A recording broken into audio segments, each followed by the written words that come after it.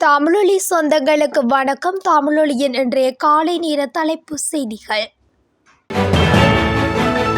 2022 ஆண்டு ஜனாதிபதி ரணில் விக்ரமசிங்க கடுமையான தீர்மானங்களை எடுத்தார். அதன் விளைவாகத்தான் நாடு பொருளாதார நெருக்கடியில் இருந்து மீண்டுள்ளது என்பதை நாட்டு மக்கள் நன்கு அறிவார்கள் என்று நாடாளுமன்ற உறுப்பினர் பிரேம்நாத் சிங் தொலவத்த தெரிவித்துள்ளார். நாடாளுமன்றத்தில் இடம்பெற்ற விவாதத்தில் கலந்து கொண்டு கருத்து தெரிவிக்கும் போதே அவர் மேற்கண்டவாறு குறிப்பிட்டுள்ளார். ஜனநாயக இடதுசாரி முன்னணியின் தலைவர் நாடாளுமன்ற உறுப்பினர் வாசுதேவன் நாணயக்கார அரசியலிலிருந்து ஓய்வு பெற தீர்மானித்துள்ளார். நோய்வாய்ப்பட்டுள்ள காரணத்தினால் தலைமை பொறுப்பிலிருந்து விலகுவதாக தெரிவிக்கப்படுகின்றது. இந்நிலையில் கட்சியின் தலைவராக முன்னாள் நாடாளுமன்ற உறுப்பினர் நுரோசன் பிரேமரத்ன நியமிக்கப்பட்டுள்ளார். எதிர்வரும் நாடாளுமன்ற தேர்தலில் போட்டியிடப் போவதில்லை என இதற்கு முன்னர் அவர் அறிவித்திருந்தார். அரசு ஊழியர்களின் திறன் மற்றும் தரத்தை மேம்படுத்துவதற்காக பொதுத்துறையில் தகவல் தொழில்நுட்ப அமைப்புகளை ஒருங்கிணைக்க அமைச்சரவை ஒப்புதல் அளித்துள்ளது. இதன்படி அனைத்து அரசு நிறுவனங்களாலும் ஒழுங்குபடுத்தப்படும் தகவல் தொழில்நுட்ப அமைப்புகள் மற்றும் தரவுகளை உள்ளடக்கி 4 விடயங்களை கையாள்வதற்காக ஜனாதிபதி ரணில் விக்ரமசிங்க விசேட அமைச்சரவை பத்திரம் ஒன்றை சமர்ப்பித்துள்ளார். அரசு நிறுவனங்களின் டிஜிட்டல் மயமாக்கல் அனைத்து அரசு நிறுவனங்களின் டிஜிட்டல் மயமாக்கலின் கீழ் இந்த பணி மேற்கொள்ளப்பட உள்ளதுடன் இது அமைச்சரவையின் அனுமதியை பெற்றுள்ளது. 60 வயதுக்கு மேற்பட்ட சிரேஷ்ட பிரஜைகளின் நிலையான வைப்புத் தொகைக்கான வட்டி வீதத்தை 10% உயர்த்த அமைச்சரவை அனுமதி அளித்துள்ளது. தற்போது இடம்பெற்று வரும் அமைச்சரவை தீர்மானங்களை அறிவிக்கும் ஊடக சந்திப்பில் கலந்து கொண்டுள்ள அமைச்சரவை பேச்சாளர் பந்துல குணவர்த்தன இதனை தெரிவித்துள்ளார். அதன்படி தற்போது காணப்படும் 8.5% வட்டி வீதம் 10% அதிகரிக்கப்பட உள்ளது.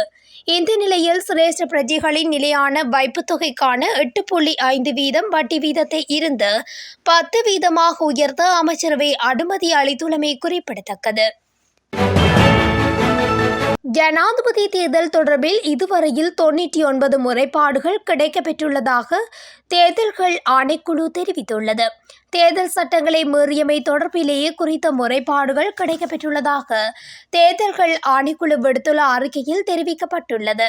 இதற்கமைய தேசிய தேர்தல் முறைப்பாட்டு முகாமைத்துவ நிலையத்திற்கு இதுவரை 68 முறைப்பாடுகள் கிடைக்கப்பெற்றுள்ளன.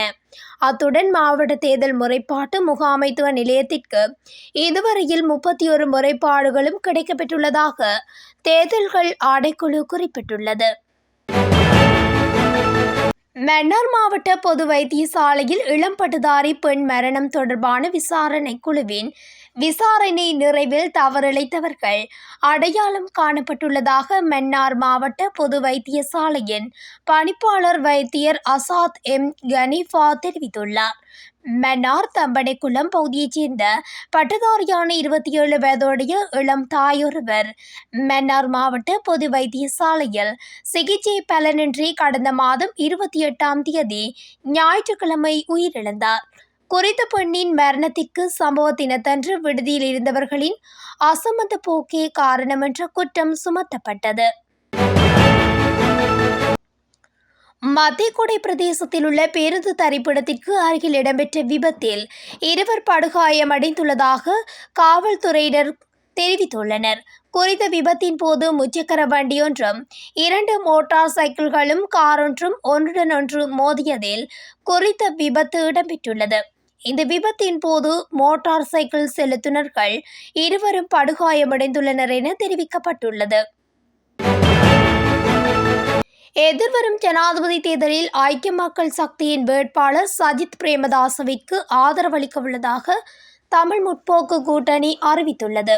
கொழும்பில் இடம்பெற்ற செய்தியாளர் சந்திப்பில் கலந்து கொண்டு கருத்து தெரிவித்த தமிழ் முற்போக்கு கூட்டணியின் தலைவர் மனோ கணேசன் இதனை தெரிவித்தார். இதேவேளை தமிழ் முற்போக்கு கூட்டணியின் அரசியல் குழுவின் ஏகோபித்த தீர்மானத்திற்கு அமைய இம்முறை ஜனாதிபதி தேர்தலில் எமது ஆதரவையும் பூரண பங்களிப்பையும் ஐக்கிய மக்கள் கூட்டணியின் தலைவர் சஜித் பிரேமதாசவிற்கு வழங்குவதாக மகிழ்ச்சியுடன் தெரிவித்துக் கொள்கிறோம் என குறிப்பிட்டுள்ளார். பேக்கரி உற்பத்தி பொருட்கள் மற்றும் அரிசி விலை குறைக்கப்பட்டதன் பலன் இன்னும் நுகர்வோருக்கு கிடைக்கவில்லை என நுகர்வோர் விவகார அதிகார சபையின் தலைவர் DI உடுபார தெரிவித்துள்ளார். சந்தையில் பேக்கரி பொருட்கள் உட்பட சகல பொருட்களின் விலையையும் காட்சிப்படுத்துவது கட்டாயமாக்கப்பட்டுள்ளது. இதற்கமைய பொருட்களின் விலையை காட்சிப்படுத்தாத விற்பனையாளர்களை கண்டுபிடிக்க நாடு தழுவிய ரீதியில் சோதனைகள் இடம்பெற்று வருவதாகவும் குறிப்பிட்டுள்ளார். மேலும் நுகர்வோர் அதிகார சபையின் புலனாய்வு அதிகாரிகள் கடந்த சில தினங்களில் ரொட்டி விலை தொடர்பாக நாடு முழுவதும் 200க்கும் மேற்பட்ட சோதனைகளை மேற்கொண்டுள்ளதாக அவர் மேலும் குறிப்பிட்டுள்ளார். தெமட்டகுடு ரயில் யார்டில் காணாமல் போன ஊழியரின் சடலம் கண்டுபிடிக்கப்பட்டுள்ளதாக போலீசார் தெரிவித்துள்ளனர். முற்ற வளாகத்தில் அமைந்துள்ள பாதுகாப்பற்ற கிணறு ஒன்றில் இருந்த ஊழியரின் சடலம் கண்டுபிடிக்கப்பட்டுள்ளதாகவும் தெரிவிக்கப்படுகின்றது. லண்டனில் ஈழத்தமிழர்கள் அதிகமாக வாழும் இடங்களில் ஒன்றான கரோவை இன்று புதன்கிழமை இரவு 8 மணிக்கு அதிதீவிர வலதுசாரி குண்டர்கள் குறிவைக்கப் போவதாக தகவல்கள் வெளியாகியுள்ளன. பிரித்தானியாவில் குடியேறிகள் மற்றும் இஸ்லாமியர்களை இலக்கு வைத்து கடந்த வாரம் முதல் இடம்பெற்று வரும் வன்முறைகள் தொடர்பாக இதுவரை 400க்கும் மேற்பட்டோர் கைது செய்யப்பட்டுள்ளனர். வன்முறைகளில் ஈடுபட்ட குற்றவாளிகளை தடுத்து வைப்பதற்காக 500க்கும் மேற்பட்ட மேலதிக சிறை அறைகள் ஒதுக்கப்பட்டு வருவதாகவும் வன்முறைகளை கட்டுப்படுத்த 6000க்கும் மேற்பட்ட சிறப்பு காவல்துறையினர் களமிறக்கப்படுவார்கள் என அரசாங்கம் அறிவித்துள்ளது. 2024ஆம் ஆண்டுக்கான தேசிய பாடசாலைகளின் இடைநிலை வகுப்புகளுக்கு சுற்று நிருபத்திற்கு அமைய மாணவர்களை உள்வாங்குதல் நிறைவடைந்துள்ளதாக கல்வி அமைச்சு அறிவித்துள்ளது. கல்வி அமைச்சு அறிக்கை ஒன்றை வெளியிட்டு இதனை தெரிவித்துள்ளது. ஜூலை 26, 2024 அன்று ஜனாதிபதி தேர்தல் அறிவிக்கப்பட்ட பின்னர் இந்த தீர்மானம் எடுக்கப்பட்டுள்ளதாக தெரிவிக்கப்படுகின்றது. இதற்கமைய கல்வி அமைச்சின் அனுமதி கடிதம் வழங்குதல், அதிகாரிகளின் இடமாற்றம் போன்றவை இடைநிறுத்தப்பட்டுள்ளதாக அந்த அறிவிப்பில் மேலும் குறிப்பிடப்பட்டுள்ளது. 2018ஆம் ஆண்டு முதல் 2024ஆம் ஆண்டு வரை நாட்டுக்கு 25 கோடி ரூபாய் வரி வருமான இழப்பினை ஏற்படுத்திய 40 கோடி ரூபாவுக்கும் அதிக பெறுமதியான 7 வாகனங்களை சுங்கத்திற்கு எடுத்து செல்லுமாறு உத்தரவிடப்பட்டுள்ளது. லஞ்ச ஊழல் ஆணைக்குழுவிற்கு கொழும்பு பிரதான நீதவான் திரினகமகே இந்த உத்தரவினை பிறப்பித்துள்ளார். லஞ்சம் அல்லது ஊழல் விசாரணை ஆணைக்குழுவின் ரகசிய மற்றும் புலனாய்வு பிரிவு சமர்ப்பிப்புகளை பரிசீலித்ததன் பின்னர் இந்த உத்தரவு பிறப்பிக்கப்பட்டுள்ளது.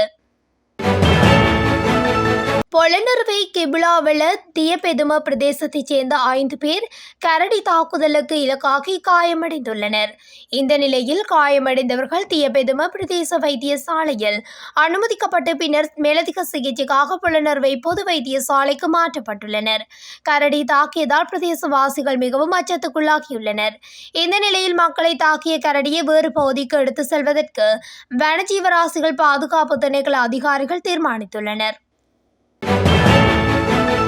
அத்துமீறி நுழைந்து மீன்பிடித்த குற்றச்சாட்டில் 22 இந்திய மீனவர்கள் கைது செய்யப்பட்டுள்ளதாக இலங்கை கடற்படையினர் தெரிவித்துள்ளனர்.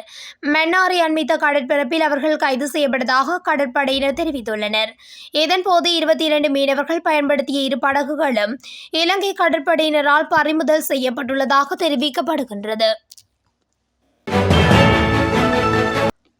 இத்துடன் தமிழொலியின் இன்றைய காலை நேர தலைப்பு செய்திகள் நிறைவடைகின்றன. தொடர்ச்சியாக இதுபோன்ற செய்திகளை அறிந்து கொள்ள தமிழொலி ஊடகத்துடன் இணைந்திருங்கள். நன்றி, வணக்கம்.